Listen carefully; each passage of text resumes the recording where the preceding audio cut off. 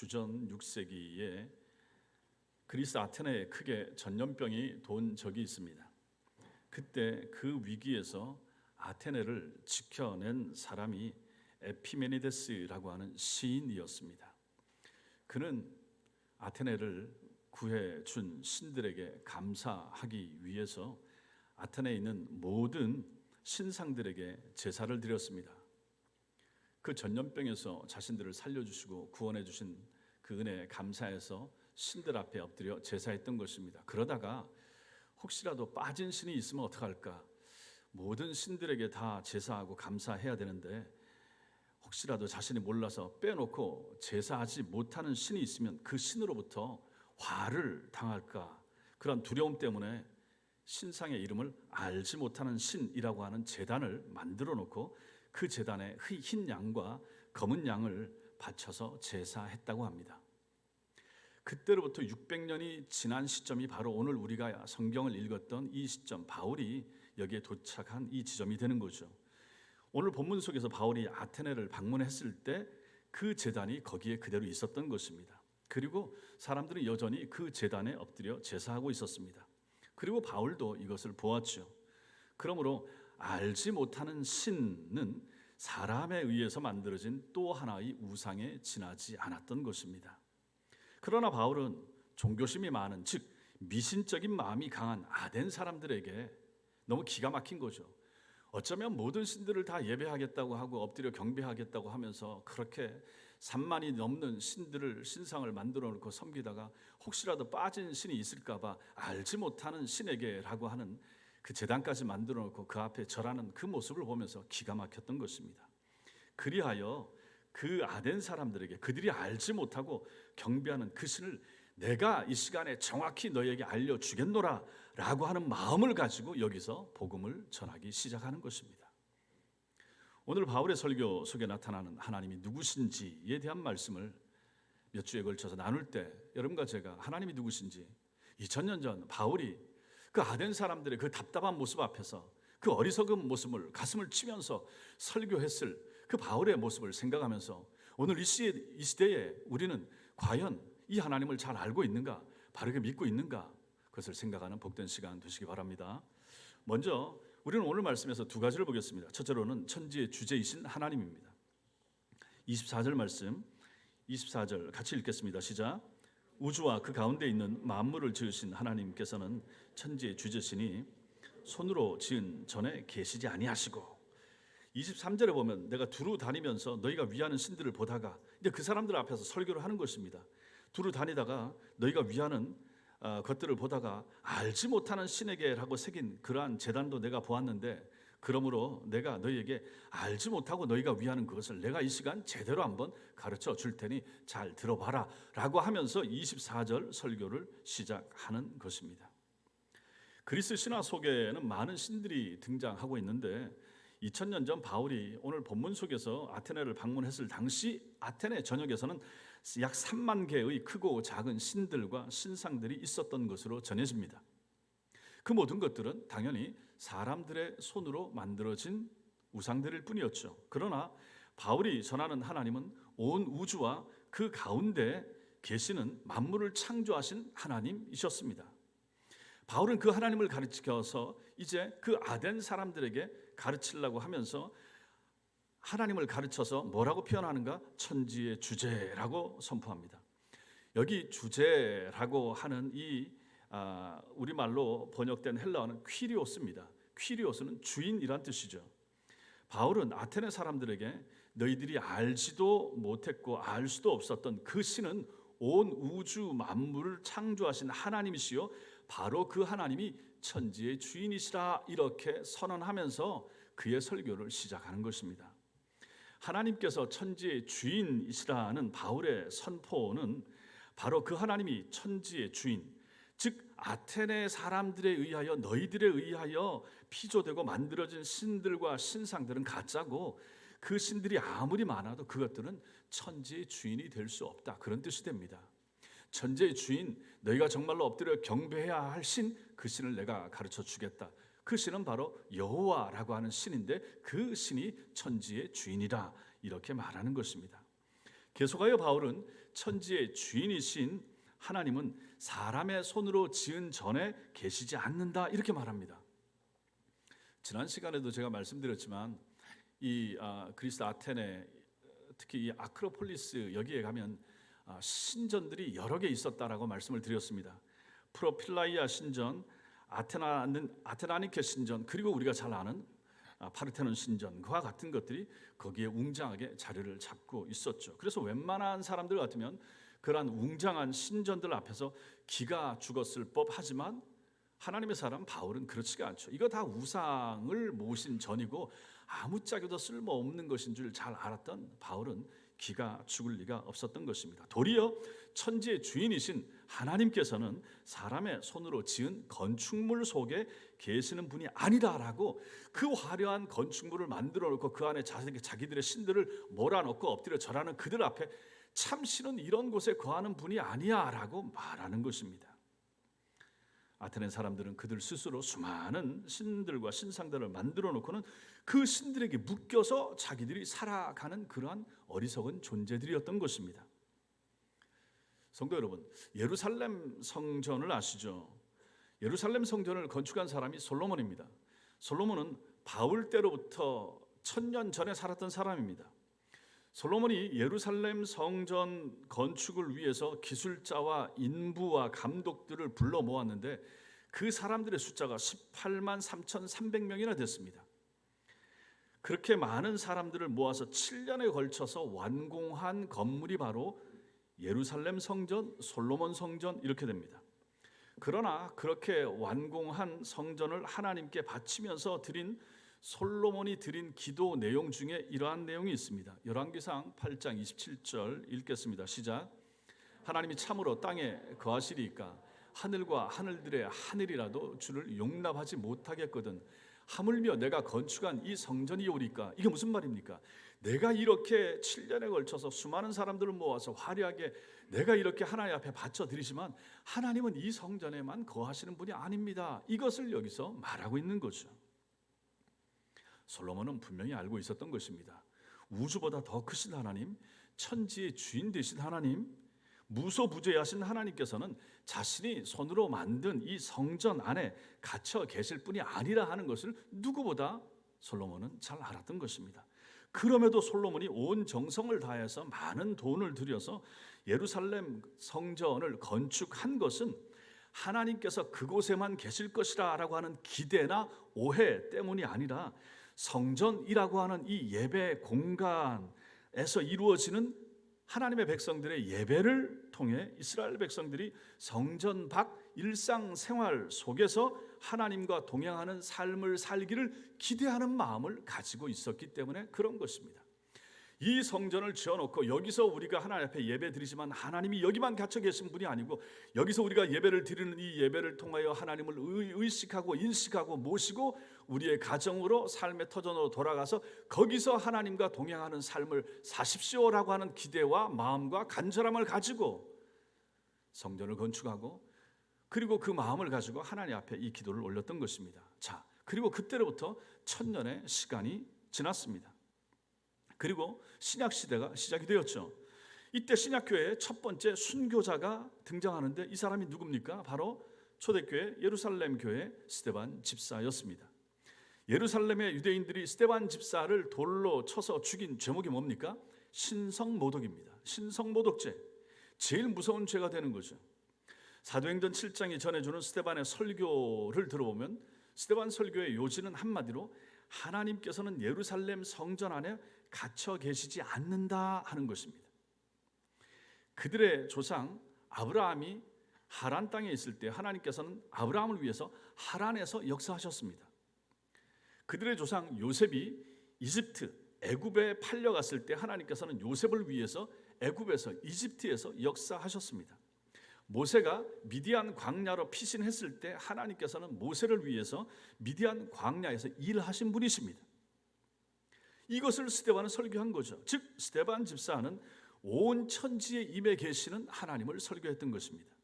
그러나 이러한 스데반의 설교를 들은 유대인들은 스데반 집사를 신성모독했다 하는 죄목으로 그를 돌로 쳐서 죽이고 말았습니다. 왜 이랬을까요? 왜 유대인들이 왜 이런 짓을 했을까요? 솔로몬이 예루살렘 성전을 하나님 앞에 지어서 바쳐드린 이후로 세월이 흐르면서 시간이 흘러가면서 유대인들은 예루살렘 성전과 하나님을 동일시하기 시작했습니다.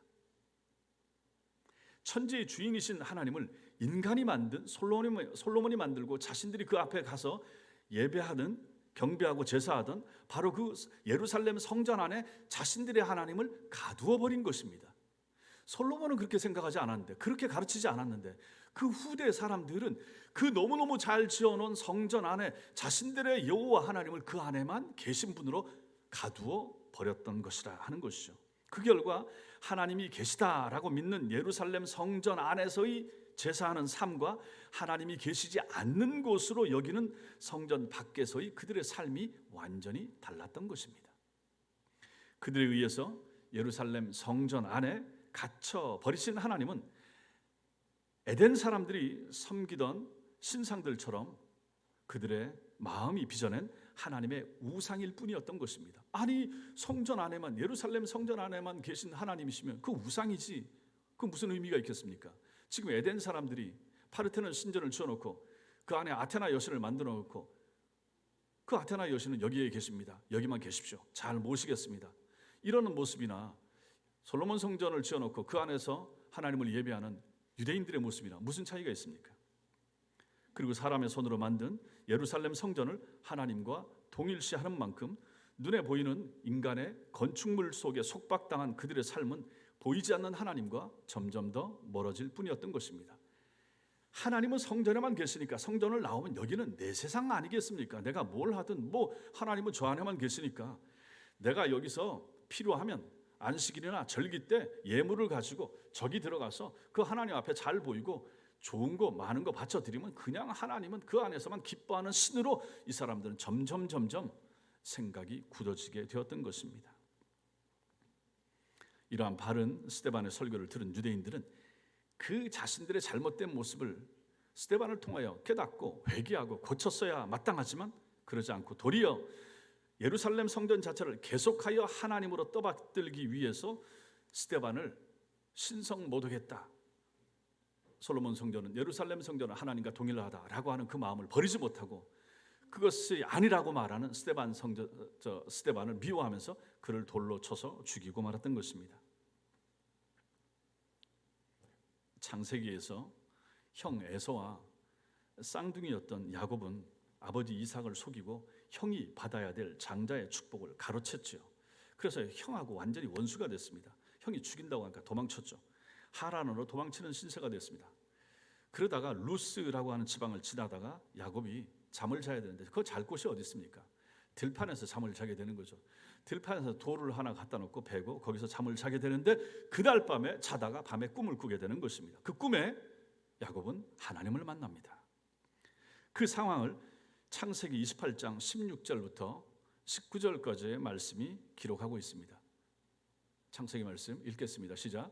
야곱이 잠이 깨어 이르되 여호와께서 과연 여기 계시거늘 내가 알지 못하였도다.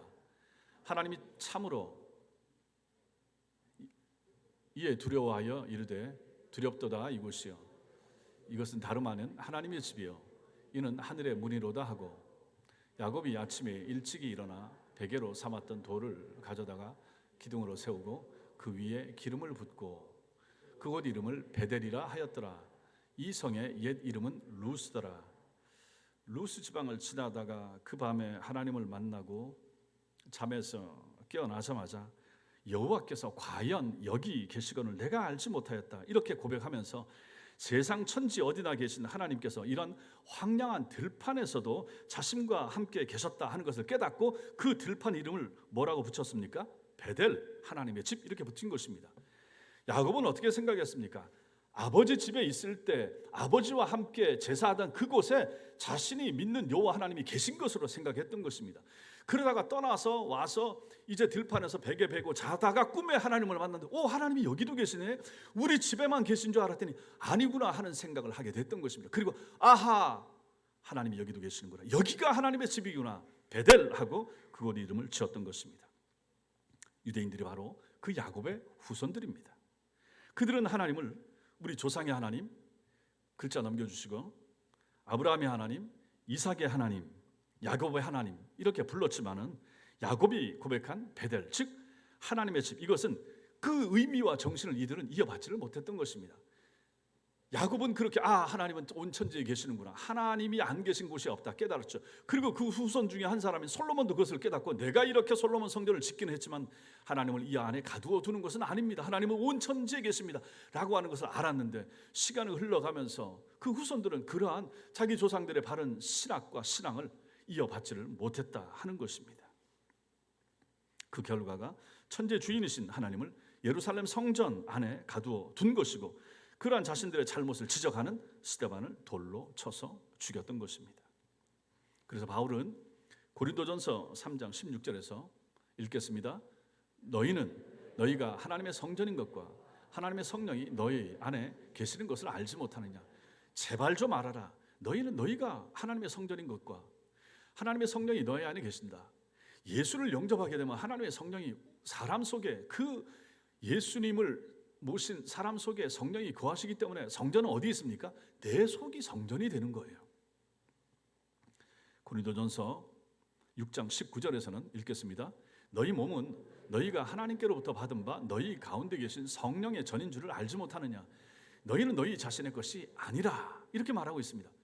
이제 너희가 예수를 믿느냐? 그럼 너희는 네 것이 아니야. 너는 누구 것이냐? 하나님의 것이야. 왜? 너 속에 성령이 계시고, 성령이 계시면 거기가 바로 성령의 전, 하나님의 전이 되기 때문에 너의 몸은 이제부터 하나님의 것이다, 이렇게 가르치고 말하게 된 것입니다. 이것이 바로 바울의 가르침이고 설교였던 것이죠. 사람이 손으로 지은 건축물은 더 이상 하나님의 집, 하나님의 성전이 아닙니다. 눈에 보이는 건축물과는 상관없이 삼위일체 하나님을 주인으로 모신 성도, 그 자신이 바로, 여러분 자신이 바로 하나님의 집이고 하나님의 성전인 것입니다. 믿으시기 바랍니다. 내가 하나님의 성전이에요. 교회가 하나님의 성전이 아닙니다. 제발 좀 부탁합니다. 성전 하지 마세요. 성전 없어요. 그렇게 성전 없다고 얘기를 해도 여러분들이 가끔 기도 중에 또 말 중에 성전이 없다니까요. 성전은 지금 이스라엘 땅에 솔로몬 성전 지었던 터와 벽만 남아 있어요. 성전 없어요. 이 땅이 아무리 잘 지어놓은 몇백억, 몇천억을 들여서 지어놔도 성전 아니에요. 유럽에 잘 지어놓은 건물들도 성전 아니에요. 성전이 어디입니까? 뭐가 성전입니까? 내가 성전이에요. 예수 믿으십니까? 내가 성전이에요. 예수 믿는 우리 가족들이 우리 집에 아파트에 모여 있습니까? 거기가 성전이에요. 교회 모여서 성도들이 모여서 예배하면 여기가 이제 그 시간에 성전이 되는 것이고 교회가 되는 것이지, 예배당이라고 부르세요. 교회라고 부르세요. 성전 아닙니다. 그럼 뭐 제가 제사장입니까? 제사장 아니잖아요. 여러분과 제가 다 왕 같은 제사장이잖아요. 하나님의 백성이잖아요. 이제 제사장 없어요. 우리가 지금 제사를 드립니까? 제사 없어요. 제사는 저 불교나 유교에서나 제삿날 드리는 것이 제사고, 우리는 하나님 앞에 예배하는 거죠. 구약에서 제사라고 불렀으니까 그 용어를 쓰기 위해서 우리가 제사라고 부를 뿐이지, 이 땅에 제사는 더 이상 없습니다. 하나님 앞에 예배하는 거죠.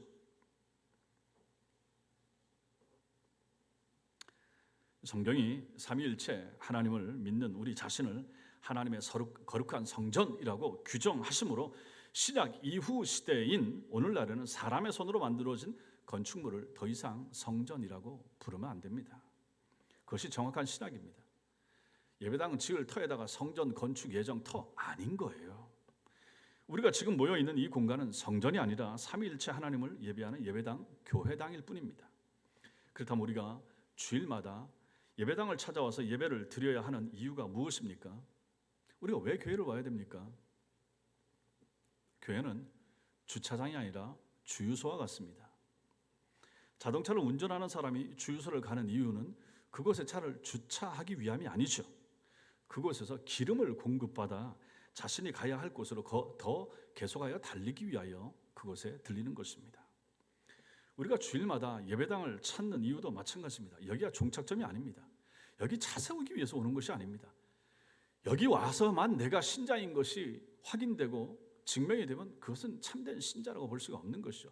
여기서 주유를 받아, 여기서 성령의 은혜를 공급받아 다시 저문을 나가서 이제 내일부터 일주일 동안 세상에서 신자답게 성전인 내 몸을 가지고 세상의 악한 세상들 속에서 성도인 내 모습을 드러내면서 보여주면서 살게 하기 위하여 오늘 여기 와서 은혜를 공급받기 위하여 주유하기 위하여 여러분들이 교회에 오는 것입니다. 그래서 오전에 예배를 드리고 성도들과 식사하면서 교제하고 오후 예배를 드리고 은혜를 받고 들은 말씀 가운데 하나님 내게 힘 주옵소서, 이런 성도의 삶을 살게 하옵소서, 이렇게 영적으로 또 무장하고 세상으로 나가서 월화수목금 살면서 넘어지고 자빠지고 아프기도 하고 울기도 하고 다시 일어나고 들었던 말씀 생각하고 붙잡고 기도하고 그러면서 세상에서 전투를 하다가 또 이제 기름이 다시 바닥이 보이고 앵고 불이 들어오면 다시 교회로 들어와서 또 다시 찬송하고 기도하고 성도들 만나고 기도하십시다, 기도해 주세요, 서로 이렇게 교제하면서 은혜를 받아서 다시 또 예배당 문을 나가서 한 주간 동안 성도다운 삶을 잘 살기로 무장하기 위하여 여러분들은 오늘 교회를 오는 것이고, 그래서 교회가 이곳에 필요한 것입니다. 이곳에서 다 함께 드리는 구별된 예배를 통하여 성령으로 영적 급유를 받아 주중 엿새 동안 세상 속에서 우리 각자가 하나님을 모신 성전으로 살아가는 것, 그것이 바로 우리가 주일날 예배해야 될 이유가 되고 목적이 되는 것이고 하나님의 뜻이 바로 거기에 있는 것입니다. 성도 여러분, 하나님은 천지의 주인이십니다. 어디나 계십니다. 언제나 우리를 보고 계십니다. 믿으십니까? 그런 믿음이 신앙이 필요합니다. 교회당에만 있는 게 아니에요. 오히려 우리가 더 많이 거하는 우리 가정, 우리의 직장, 우리의 학교, 거기에 하나님이 계시죠.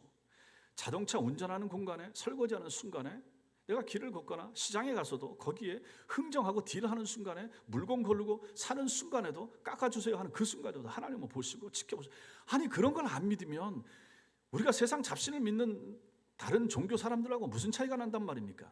거기서 신자다움이 드러나야 되는 거예요. 시장 통해서 접촉사고가 났을 때 신자다움이 정말로 드러나는 현장이 바로 그곳이 아닙니까? 저도 마찬가지고 여러분도 마찬가지고 하나님이 보시고 들으시는데 내 말, 내 언행, 내 행동, 심지어 내 생각까지도 하나님이 살피시는데, 그래서 믿음이 필요한 것입니다. 하나님은 여기만 계시지 않아요. 하나님은 주일만 우리와 함께 하시는 분이 아니십니다.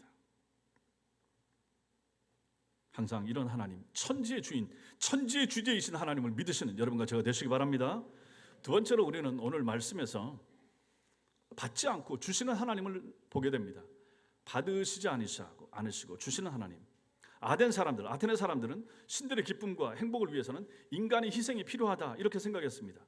자신들이 신상들 앞에 풍성한 음식을 바쳐야 자신들의 신들이 배가 부르게 되고, 자신들이 신상에 아름다운 옷을 입혀야 신들이 아름다울 수 있다. 저들은 그렇게 생각했고, 자신들이 신상들에게 돈을 바쳐야 신들의 주머니가 두둑해진다. 그렇게 생각한 것입니다. 그래서 그 사람들은 자신들의 것을 아낌없이 자신들이 믿는 그 신들 앞에 신전에 바쳤어요. 더 오래전에는 신들의 기쁨과 행복을 위해서라면 살아있는 사람을 바친 것도 섭섭지 않았던 사람들이 바로 그 사람들입니다.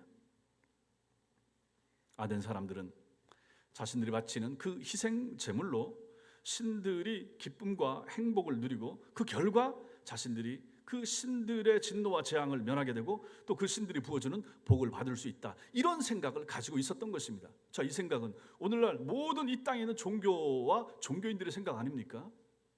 모든 종교에서 이렇게 가르치지 않습니까? 더 잘 바치고 더 많이 바치고 더 정성을 다하고 기도하든지 무슨 돈을 갖다 시주하든지 내든지 잘하고 많이 하고 하면 우리 신이 우리 누가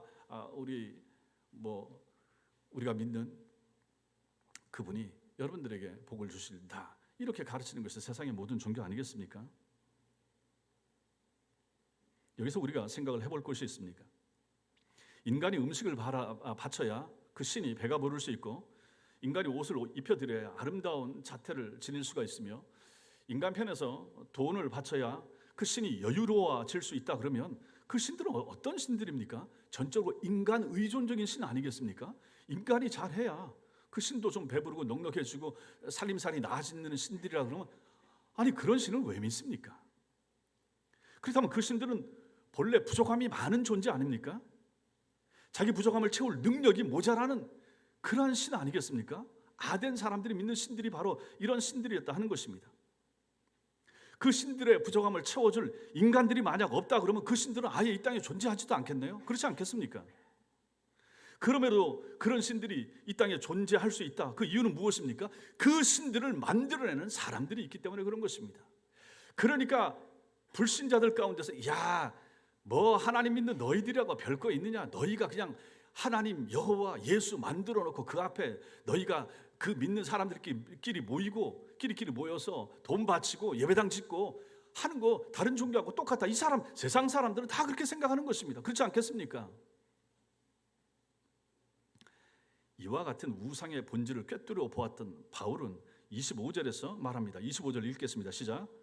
또 무엇이 부족한 것처럼 사람의 손으로 섬김을 받으시는 것이 아니니 이는 만민에게 생명과 호흡과 만물을 친히 주시는 이심이라. 하나님께서는 무엇이 부족한 것처럼 사람의 손으로 섬김을 받지 않으신다고 선포하고 있는 것입니다.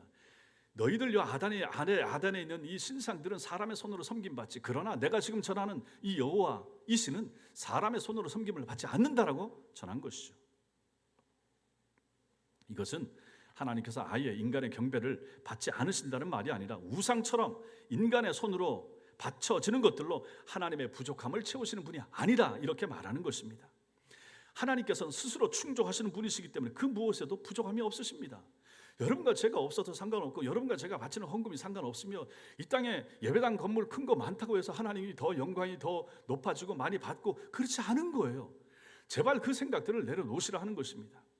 인간에 의해서 만들어져 인간 의존적인 신들이나 우상들과는 달리 하나님께서는 당신의 부족한 그 부족분을 채우기 위한 목적으로 인간에게 무언가를 요구하시지 않으십니다. 하나님께서는 인간이 없는 사막에서도 홀로 하나님이 되십니다. 까마득히 먼 우주에서도 아무 존재가 없는 그곳에도 하나님은 저절로 홀로 하나님으로 존재하십니다. 하나님은 시간과 공간을 창조하시기 전에도 하나님이셨고 혹시 이 세상의 모든 것들이 없어지고 사라지고 난 이후라고 해도 하나님은 그분 스스로 홀로 존재하시는 분이십니다. 그래서 바울은 뒤에서 말하죠. 25절에서 이는 만민에게 생명과 호흡과 만물을 친히 주시는 이심이라 이렇게 말합니다. 여기서 주신다라고 하는 동사는 25절 앞부분에 받지 아니하신다는 이 동사와 대조를 이루고 있죠. 세상에 있는 모든 신들은 받으려고 하는데 우리 하나님은 주시는 분이시다. 하나님께서는 인간에 의해서 피조된 우상들처럼 당신의 부족함을 채우시기 위해서 인간의 손으로부터 무엇을 받지 아니하십니다. 오히려 하나님께서는 생명 없는 우상들이 흉내도 낼 수 없는 인간에게 생명과 호흡을 주실 뿐만 아니라 인간에게 필요한 모든 것을 공급하시고 주시는 분이십니다. 인간을 창조하시고 인간이 필요한 모든 것을 책임지시고도 남는 영원히 충분하신 분이 바로 우리가 믿는 여호와 하나님이십니다. 그래서 하나님과 우리와의 관계에 있어서는 하나님께서는 우리에게 의존적이지 아니하시고 오히려 우리가 하나님께 의존적인 존재인 거죠. 그렇지 않습니까? 여러분 참으로 거듭난 사람들은 하나님 없이 살 수 있습니까? 예수 없이 살 수 있습니까? 못 살죠. 이것을 가지고 하나님 의존적이라고 말하는 것입니다. 우리는 하나님이 우리에게 공급해 주신 은총과 힘과 오늘도 호흡을 주시니까 건강 주시니까 눈을 밝게 하시니까 손을 움직이게 하시니까 우리는 이렇게 그분의 힘을 얻어서 살며 기동하며 존재하는 존재인 것입니다. 100% 우리는 하나님 의존적인 존재입니다. 그렇다면 여기서 우리는 질문을 던질 수 있습니다. 이런 질문을 할 수가 있죠. 우리가 믿는 하나님께서도 구약시대 인간으로부터 온갖 재물을 받지 않았습니까? 오늘날에도 우리 손으로 하나님께 오늘도 교회 와서 헌금을 드리지 않습니까? 그렇다면 하나님과 우상 사이에 무슨 차이가 있습니까? 받는데 구약에도 재물을 받았고 신약시대에도 이후시대에도 헌금을 우리는 하나님께 교회 와서 바치는데 우상과 하나님 차이가 뭡니까? 물을 수 있죠. 제사의 책이라고 불리는 책이 바로 레위기서입니다. 구약 성경의 레위기에는 어떤 경우에 어떤 제사를 드려야 하며 또 각 제사에 어떤 제물을 하나님께 바쳐야 하는지가 자세하게 기록되어 있습니다. 겉으로만 본다면 인간의 손으로부터 각종 제물을 받는다는 의미에서 하나님과 우상은 별 차이가 없어 보입니다. 그러나 둘 사이에는 결코 메워질 수가 없는 커다란 간격이 있습니다. 앞에서 말씀드린 것처럼 인간에 의해서 만들어진 신들이 인간으로부터 제물을 받는 것은 자기 부족함을 채우기 위함이었죠. 신의 부족함을 채우기 위해서 인간들로부터 이것저것 받는단 말입니다. 재물을 바치는 인간들을 위함이 아니라 인간들을 이용하여 신들 자신들의 행복과 기쁨을 채우기 위하여 인간들로부터 받았죠. 로마 신화에 나오는 신들도 마찬가지고 그리스 신화에 나오는 신들도 마찬가지입니다. 다 사람들로부터 뭔가를 받아서 신들의 부족함을 채우는 거죠. 거기 그리스 로마 신화에 나오는 신들은 완전 무결한 신들이 아니죠. 인간보다는 뛰어난, 그러나 뭔가 부족하고 시기 질투도 하고 싸움도 하고 하는 신들로 나타나지 않습니까? 물론 세상 모든 신들이 다 그런 건 아니지만 말입니다. 그러나 하나님께서는 그들과 다릅니다. 하나님께서는 인간들에게 제사와 제물을 명령하신 것은 하나님 당신 자신을 위함이 아니라 오히려 당신이 사랑하시는 우리 인간들을 위하여 하나님께서 바치라 하신 것입니다. 세상에서 다른 종교에서 다른 신들이, 오늘 아덴의 신들이 바치라고 한 것은 그 신들의 부족함 때문에 바치라고 한 것이지만 우리의 하나님께서 구약에서 제사와 제물을 드리고 바치라고 한 것은 누구 때문입니까? 우리들 때문입니다. 그 바치는 사람들 때문에 바치라 한 것이라 하는 것입니다. 성도 여러분, 하나님의 법이 무엇을 말합니까? 죄의 삭은 사망이라고 말했습니다. 죄의 대가는 죽어야 됩니다. 죄의 대가는 죽음입니다. 모든 죄인은 거룩하신 하나님 앞에서 반드시 죽어야만 합니다. 죄 졌습니까? 죽어야 됩니다. 큰 죄든지 작은 죄든지 죄를 지게 되면 죽어야 됩니다.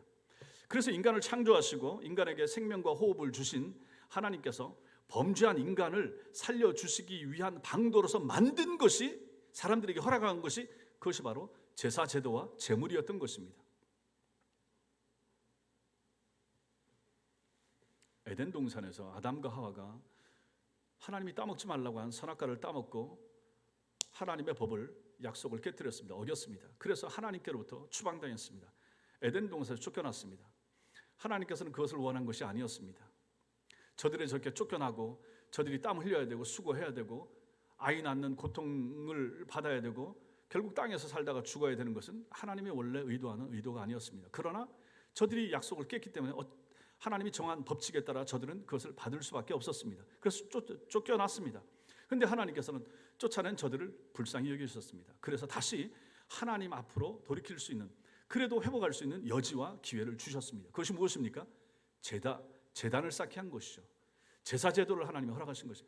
돌단을 쌓아서 그 앞에 하나님 앞에 제물을 드림으로 말미암아 하나님과 인간 사이에 깨어졌던 관계를 조금씩이라도 메울 수 있는 기회와 여건을 허락하신 것입니다.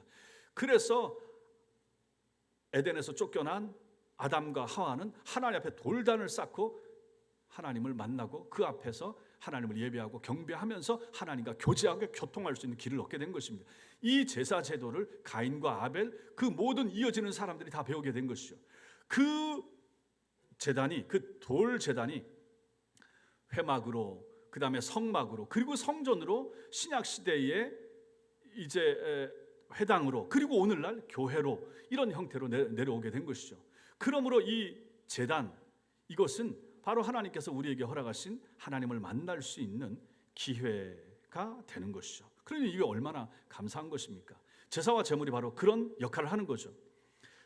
구약시대에 범죄한 죄인이 제사를 드릴 때는 어떻게 합니까? 제물을 끌고 갑니다. 양이든지 염소든지 짐승을 끌고 갑니다. 그리고 끌고 가서 제사장 앞에 서고 그 제사장 앞에서 이 죄인이 자기가 끌고 온 짐승 위에다가 머리에 손을 얹습니다. 안수기도를 하는 거죠. 안수기도를 하는 거죠. 하나님, 제가 하나님의 법을 어기고 이런 저런 죄를 졌습니다. 하나님 용서해 주세요.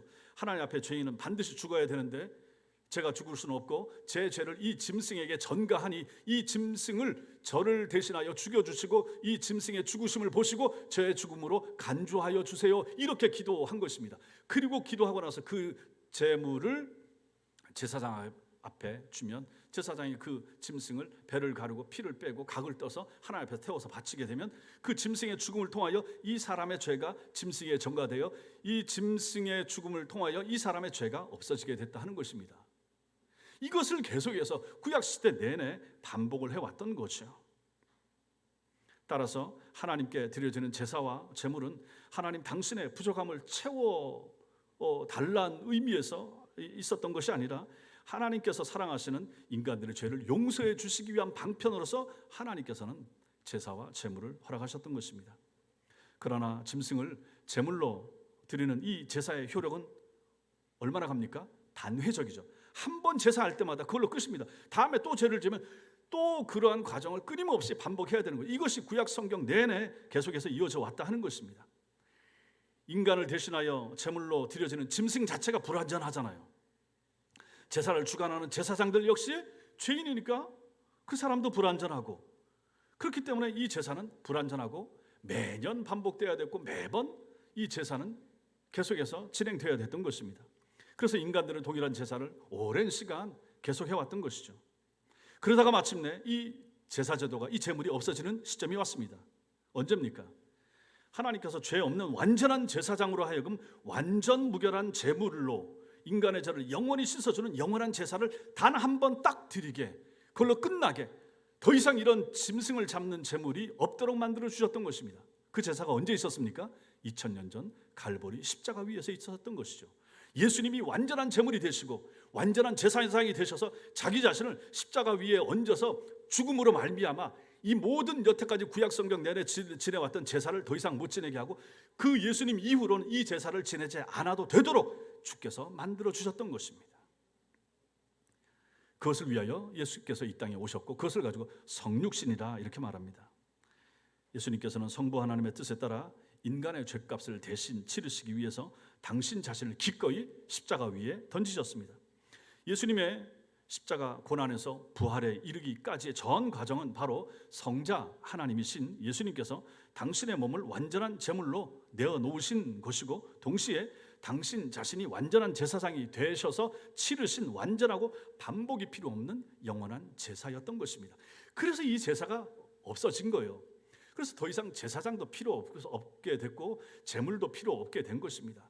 여러분과 제가 제물이고 여러분과 제가 제사장이 된 것이고, 하나님 앞에 예배만 잘 드리면 이것이 하나님이 받으시는 아름다운 제사요 제물이요 예배가 되게 되었던 것입니다. 그래서 이후로는 누구든지 예수 그리스도를 믿고 자신의 구주로 영접하면 예전에 짐승을 제물로 잡아 드렸던 그러한 제사를 반복할 필요 없이 영원하신 하나님의 자녀로 받아들여지고 그 사람은 구원에 이를 수 있게 되었던 것입니다. 하나님이 이 모든 구원 사역 역시 하나님의 자기 충분성으로 인해서 가능했던 것입니다. 하나님은 부족함이 없습니다. 죄진 우리가 부족하지, 우리가 필요하지, 우리가 모자람이 있지, 하나님은 부족함이 없으시다 하는 것입니다. 그러므로 인간이 우상에게 제물을 바치는 것과 하나님께서 인간에게 제사와 제물을 요구하는 것은 본질적으로 근본적으로 이렇게 차이가 나고 다르더라 하는 것입니다. 제사와 제물, 이것은 하나님을 기억나게 하는 것이죠. 또 행동을 조심하게 만들어주죠. 그래서 결국은 영육이 복을 받게 만들어주지 않습니까? 구약시대에. 근데 이것을 예수께서 완전히 오셔서 그 모든 제사 제도를 폐하시고 이제는 우리가 자유롭게 하나님 앞에 설 수 있도록 만들어주신 것입니다. 여러분과 제가 주일날 교회를 와서 하나님께 헌금을 바치는 것도 마찬가지입니다. 우리가 헌금을 바쳐서 하나님의 부족함을 채워드리는 게 아니라 하는 사실을 아실 필요가 있습니다. 인간이 헌금을 먼저 바쳐야 하나님께서 비로소 우리 인간을 구원해 주신다거나 인간이 더 많은 돈을 바친다고 해서 하나님께서 더 기뻐하시고 더 많은 복을 주시는 거 아닙니다. 하나님이 100만 원 내는 사람보다 1000만 원 내는 사람 좋아한다고 절대로 그렇게 생각하지 마십시오. 2랩돈 낸 사람, 한 2,000원 정도 헌금한 사람을 주님이 보시고 칭찬한 걸 생각하시기 바랍니다. 만약 그렇게 생각하는 사람이 있다 그러면 그 사람은 하나님을 자신의 부족함을 대신 채워줘야 될 우상처럼 그렇게 간주하는 것이나 마찬가지인 것입니다. 오늘 여기 아덴의 사람들 생각과 비슷한 것이죠. 그래서 안 되는 것입니다. 우주를 창조하시고 통치하시는 하나님은 무엇 하나 부족함이 없습니다. 하나님께서 왜 여러분 주머니에 돈이 필요하십니까? 그럼에도 우리가 매주일 하나님 앞에 헌금을 드리는 것은 왜 드립니까? 이게 헌금의 정신입니다. 잘 들으십시오. 하나님께서 먼저 베풀어 주신 구원의 은총에 감사하라고. 구원의 은총을 감사하는데 마음도 드리고 몸도 드리고 시간도 드리죠. 그러면서 물질도 하나님 앞에 드리는 것을 주님이 원하시고 있기 때문에 우리는 하나님 앞에 헌금을 해야 되는 것이죠. 그리고 우리의 모든 것이 하나님께로부터 왔습니다 하는 것을 고백하는 표시로서 헌금을 하는 거죠. 하나님, 제가 받아 누리는 이 모든 환경, 이 집, 이 차, 하나님이 허락하신 월급 다 감사합니다. 다 주께서부터 온 것이고 주님이 주신 것입니다. 그것을 내가 인정합니다. 그래서 주님 앞에 11조를 드립니다. 그래서 내가 주님 앞에 감사헌금 드립니다. 교회 오면서 주정헌금 드립니다. 이것을 고백하는 표시가 바로 이 의미가 되는 거예요. 또한 우리가 드린 물질로 교회를 통해서 하나님의 영원한 생명과 사랑을 이 세상 사람들이 전하는 도구로 사용되게 하기 위하여 헌금을 드리는 것입니다. 여러분들이 헌금해서, 선교 헌금을 해서, 구제 헌금을 해서 어려운 사람들 도와주고 예수의 사랑을 전해주고, 여러분들이 보낸 선교비를 가지고 말레이시아, 인도, 미얀마 어려운 사람, 죽어가는 사람들에게 예수를 전할 수 있도록 그 선교사들 후원하는 돈으로 쓰도록 하기 위해서 헌금하는 거 아니겠습니까? 하나님이 필요한 게 아니에요. 이 땅에 사람이 돈이 필요해요. 교회가 돈이 필요해요. 교회라고 하는 제도가 돈을 필요로 하는 것이지 하나님이 필요한 거 아니에요. 이 땅에 교회가 존재하는 한 사람들이 모이는 공간이기 때문에 운영비도 필요하고 약간의 인건비도 필요하고 현실적인 필요 때문에 물질을 드리라고 하는 것이지, 그게 꼭 다 여러분들이 헌금한다고 해서 이번 주에 드리는 헌금 바구니 통째로 천당으로 하늘로 올라갑니까? 아닌 거예요. 하나님이 돈을 쓰는 분이 아니에요. 하나님을 믿는 사람들이 돈을 필요로 하고 돈을 쓰는 것이죠. 헌금은 우리의 감사와 신앙 고백의 표시입니다. 그래서 헌금을 저는 자유롭게 하라고 하면서도 자유롭게 하라고 한 것이 헌금이 주는 것을 제가 보는 것입니다. 그럼에도 불구하고 저는 제가 이렇게 하는 것을 별로 바꿀 마음이 없습니다. 왜 전들 헌금을 더 많이 거둘 수 있는 방법을 모르겠습니까? 헌금 바구니 돌리면 더 많이 나와요. 압니다. 헌금 통 놓는 것보다는 돌리면 어쨌든 안 내는 사람도 있는데 자기가 앞으로 오면 더 내게 되죠. 주보에다 이름 쓰면 나옵니다. 알아요. 이름 불러주고 11조 불러주고 하면은 헌금 더 많이 냅니다. 그러나 그것은 별로 성경적인 모습이 아닌 것 같아서 안 하는 것이죠. 11조에 대해서 여러분들에게 제가 자유롭게 하시라라고 얘기했죠. 그러고 나면 줍니다. 제가 미국에서 목회할 때도 바르게 가르쳤더니 줄더라고요. 그래서 이거 괜히 그냥 옛날에 배운 대로 그냥 꼭 칼같이 10분의 1씩 떼면 도둑놈이라고 하고 그렇게 그냥 배운 대로 그냥 내버려 둘 걸 괜히 그랬다 하는 마음도 들긴 했지만은, 여기 와서도 그렇게 하지만은 어떻게 하겠습니까? 제 생각에 그건 아닌 건 아닌 건데, 헌금은 하나님과 여러분과의 관계 아닙니까? 여러분들이 받은 헌금에서 11조에서 더 내든지 덜 내든지 그건 여러분들이 알아서 할 일이고 하나님이 여러분들을 판단할 것이지 굳이 제가 그것을 가지고 판단하겠습니까? 그러나 하나님 앞에 기뻐하고 감사한 마음 가지고 드리시라는 얘기예요. 너무 율법적으로 얽매이지 마시고 자유함 가운데, 그러나 기뻐함으로 신앙 고백을 드려서 내가 드리는 이 헌금이 우리 교회를 살립니다. 우리 교회 보탬이 됩니다. 도움이 됩니다. 내가 낸 헌금 가지고 우리 목사 밥 한 끼 사 먹고, 그런 마음을 가지고 드리시라 하는 것입니다. 하나님께 드리는 게 아니에요. 하나님께 바치고 쓰는 사람들은 교인들과 교회가 돈을 쓰는 거예요. 기쁨과 즐거움 가운데 자원해서 헌금을 하세요.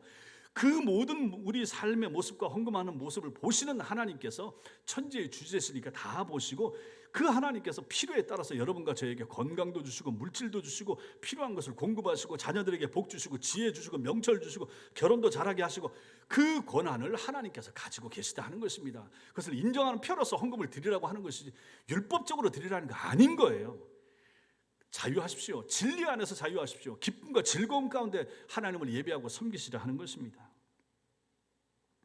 하나님은 우상이 아니시기 때문에 에덴의 신상들처럼 무엇을 바라시는 분이 아니십니다. 하나님은 온 세상에 유일하신 참 신이시기 때문에 우리에게 생명과 호흡과 만물을 주시는 분이십니다. 이 사실을 믿으시기 바랍니다. 사랑하는 성도 여러분, 하나님은 온 세상의 주인이십니다. 따라서 우리는 하나님을 예배당 안에나 성경책 속에서만 만나거나 가두어둬서는 안 됩니다. 더욱이 거듭난 성도들 속에는 성령이 거하십니다. 우리가 성전이고 우리 속에 하나님이 거하십니다. 하나님을 모신 사람답게 살 수 있어야 됩니다. 우리는 하나님을 세상 다른 신들처럼 대접하지 않아야 됩니다.